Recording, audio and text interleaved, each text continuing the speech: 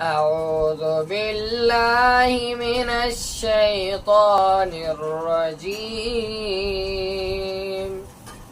بسم الله الرحمن الرحيم. ألم تر كيف فعل ربك بأصحاب الفيل؟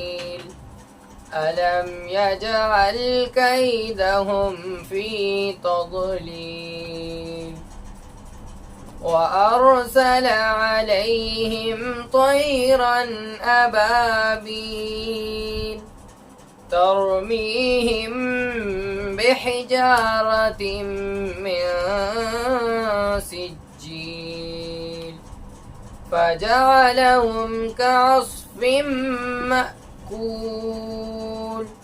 صدق الله العظيم.